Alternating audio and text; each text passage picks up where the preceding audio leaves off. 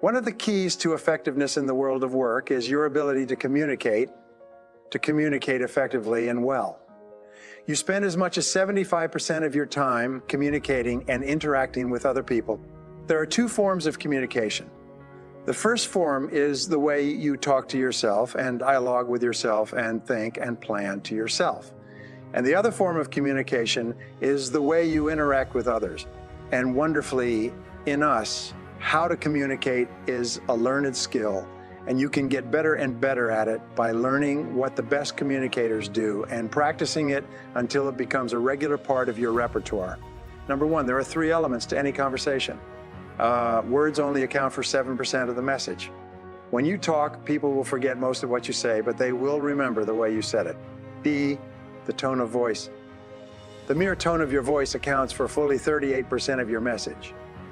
When you want to sound friendly, warm, reassuring, intimate, or caring when you speak, keep your voice in the lower range where the deeper sounds are. Also, remind yourself to slow down. It's very difficult to be close, friendly, warm, or thoughtful when you're speaking too quickly.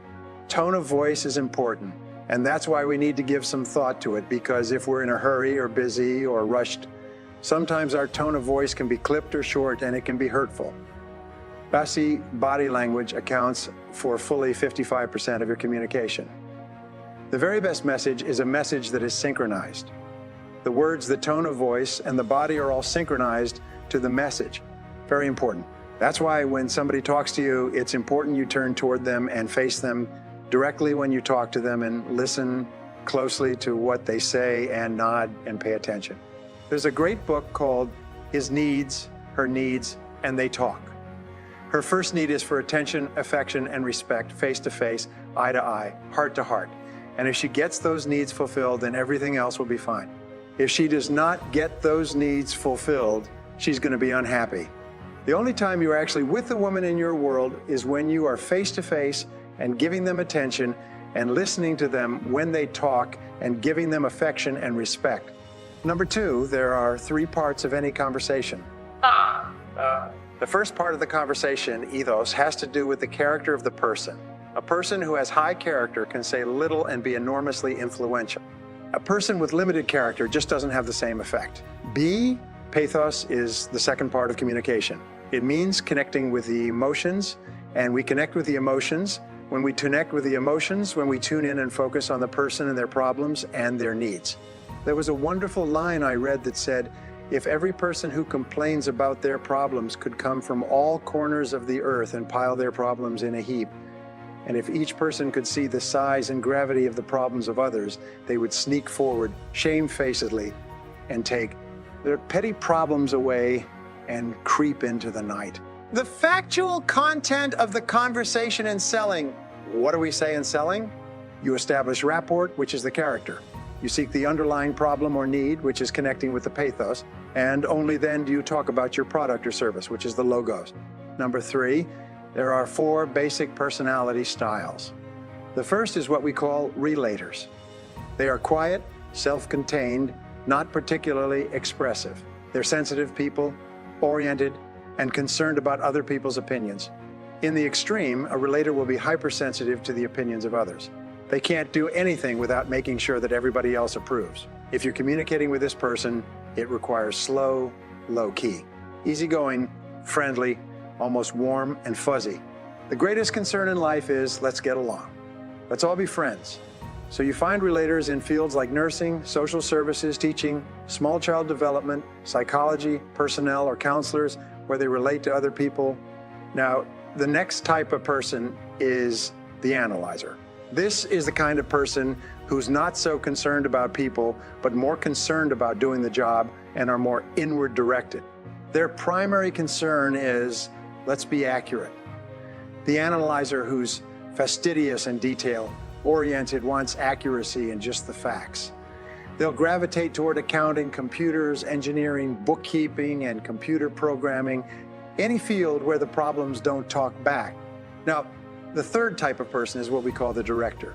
They're most concerned with, let's get results, get to the bottom line, cut to the chase. Who do you think is reading Success Magazine, Business Week, Forbes, and Success Books and Success audio programs? It's the director, the go-getter, the one who kicks, you know what, and then takes names. The fourth type of personality is expressive. The socializer is outgoing, direct, valuable, and very people-oriented. Many times they become managers or executives because they have highly integrated personalities. They have both a strong focus on people and a very strong focus on achievement and getting things done. Now, everybody you meet is in one of these 4 quadrants or groups. No matter which style of communicator you are, 3/4 of the people you meet are something else. There's no right or wrong, better or worse style. Listening to people is to find out which style they are and then to practice personality flexibility so that you can get along with a greater number of different types of people. Whatever style you are, the person you are the most ideal for would be the exact opposite. Nature demands balance in temperament. Nature demands that the opposite person in the relationship or the marriage be temperamentally balanced with you. Number 4 is a balanced dialogue. In the ideal conversation, each person will get a chance to talk and each person will get a chance to listen. And there will be about a 10% to 15% period of easy silences. Easy silence. Just comfortable. People are comfortable with silence. Each of us has needs like vitamin and mineral needs to talk, and each of us has needs to listen. However, some people will have 70% of the time they need to talk, and the other person 70% of the time they need to talk, and so they're always clashing because they're both trying to get their talking out. The worst of all is when incompatibility sets in a relationship and both of them only need to talk 10 or 15% of the time, and then there's vast gaps of uncomfortable silence. This is where the two people really don't have very much in common anymore. Number 5, the key to communication is to question for clarification. If you have any doubt at all, ask, "How do you mean?" or "How do you mean exactly?" and then just pause and wait. It's almost impossible not to answer this question. When you ask, "How do you mean?" the other person cannot stop himself or herself from answering more extensively.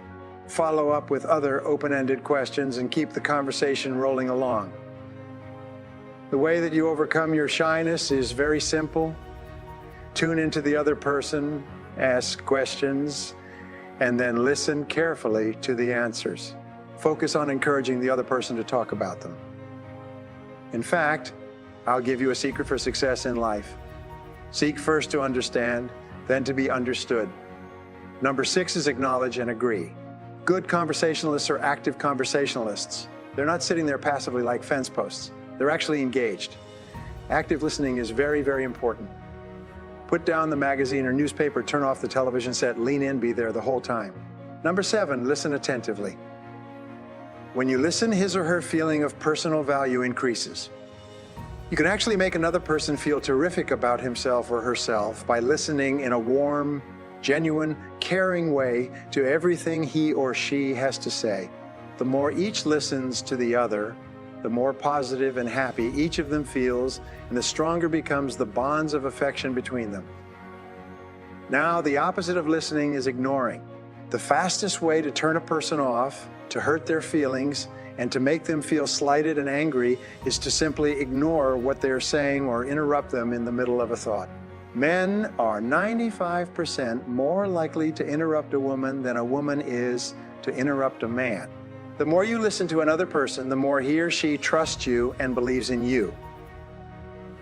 Number 8 is for you to paraphrase the speaker's words in your own words.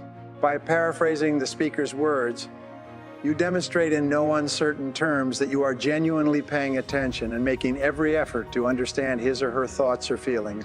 This is where you really prove that you are really listening. So paraphrase it in your own words.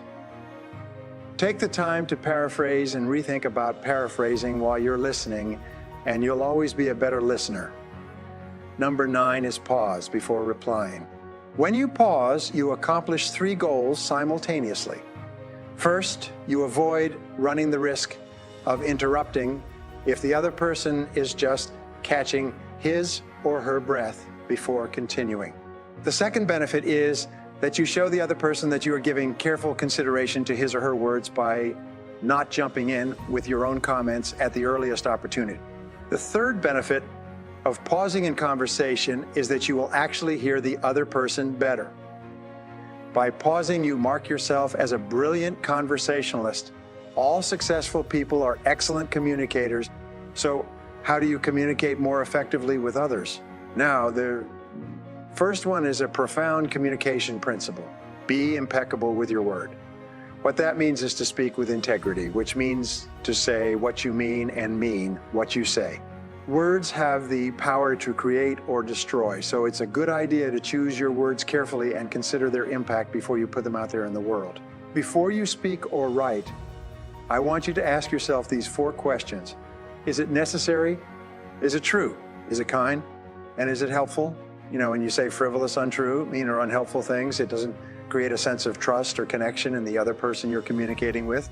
A lot of people are very careless with their language. The words you use either lift up your energy, make you more creative, or deny your talents.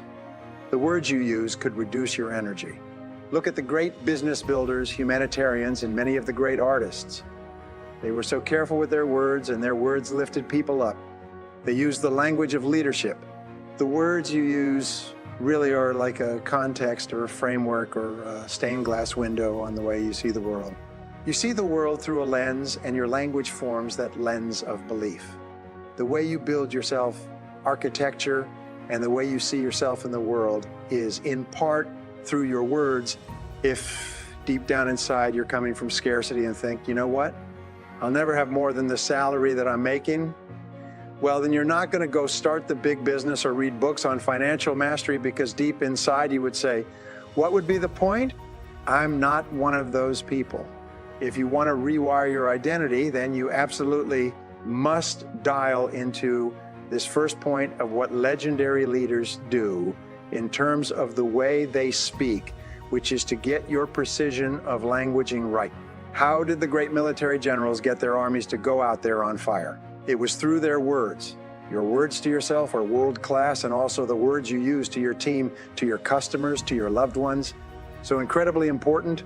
And this leads me to the next communication skill that's probably the most critical skill for everyone on the planet to master, and that is the skill of effective listening. Now, the undeniable truth is we pretend we're listening, but we're really just thinking about what we're going to say next. We're so worried about getting our point across, we pay very little attention to what the other person is trying to say. If you aren't really listening and responding to what the other person is actually saying, ultimately, all you're really doing is having a conversation with yourself. Here's an invaluable tip. Whenever you're having an important conversation, let them go first. Let them empty themselves out first. Be curious how it is that they've come to feel this way, have this point of view. What is it that they are needing you to hear? Now, this takes a commitment to really want to know what the other person is experiencing and needing. Having worked with couples, corporate teams, and diverse community groups, it takes time for people to really feel they've been heard. But if you invest the time and the intention to do that, they will then be ready to hear you and what you're experiencing, what you're needing, and what you're wanting. Sometimes when you've done your best to listen closely to someone, you may not have heard exactly what it was they were trying to say. And that's why it's so important for you to double check and make sure you really understood them correctly. The easiest way to do that is before you speak, to say, so what I'm hearing you say is, and then repeat back to them what you think they were saying, what they meant to say, and then give them the opportunity to clarify any misunderstandings that you might have before you respond to them. Number 3, speak your truth. The conversation you are most resistant is the conversation you most need to have. All too often we get hurt by someone, or we get upset by someone, and we are almost taught by society not to speak up. And a lot of us, we think, well, we could lose the relationship and end up alone. It's almost like non-communication born of fear. But the most effective human beings on the planet all have one thing in common. They speak up and they share their truth. The more you actually practice speaking up when you know you want to speak up, the more you will actually step into your next level of power. The hard talk's when you actually speak up or when you grow in power. And you actually not only grow in power, you build intimacy in the relationship when you actually speak up with someone and you tell them how you're feeling and you tell them what's most important to you, whether it's professional or personal. That is really a gateway into the other person having the permission to open up as well. And then you have two mature people talking about what's really most important versus sidestepping the truth. You can say whatever you want, so long as you say it with respect. If your friend is late for dinner and it's important to you that they're on time, well, if you lash out at them and say, "Why were you late?" "I'm angry," that's going to put them into attack mode, which is going to cause them to be defensive. But if you say to them, Johnny or Ravi, whatever their name is, if you say, "You know what? Thank you so much for joining me for dinner. Before we get started and enjoy this incredible meal, if I may, I'd just like to share something with deep respect. Punctuality is so important to me, and I've been waiting here for half an hour. Your time is valuable, and my time is valuable. And I'd be ever so grateful if, when we get together, you would respect my time just like I want to respect your time. Just like I want to respect your time." You've said it with respect. And if it is a healthy person versus a toxic person, they're going to appreciate you being so truthful, and you're also going to teach them that punctuality matters. The second tactic is, you can say whatever, so long as you say it with love and respect. Number 4, if you want to make yourself articulate, then not only should you read, but you should write down what you think. Thinking makes you win the battles you undertake, and those could be battles for good things. If you can think and speak and write, you are absolutely deadly. Nothing can get in your way. So that's why you learn to write. And I know lots of people who've been staggeringly successful and watched them throughout my life. Those people, you don't want to have an argument with them. You better have your points organized, because otherwise you are going to look like and be an absolute idiot. If you're going to speak effectively, you have to know way more than you're talking about. To do that, you have to do a lot of reading. The talk isn't a packaged thing that you present to a group. There isn't a group. There's a bunch of individuals, and you talk to them. So when I talk to a group, I always talk to people one at a time. And that makes it easier too, because you know how to talk to a person. Just look at an individual and you say something and you can tell if they're engaged. They look confused, or they look interested, or they look angry, or they look bored, and they give you feedback about how you're doing. You're actually engaged in a conversation with an audience, even if they're not talking. They're nodding and shifting position and, looking like this, and you can pull all that in and use it to govern the level at which you're addressing the entire audience. The last thing I would say is, having the aim to be a good communicator is a good start. There isn't anything that you can possibly do that makes you more competent in everything you do than to learn how to communicate. The people that I've watched in my life have been spectacularly successful. Do they have skills? Clearly. That's it, minimum precondition. Whenever they negotiate, they're successful. It doesn't mean you win, because if you're a good negotiator, if you're a really good negotiator, everybody walks away from the negotiation thrilled. And so then people line up to do things with you.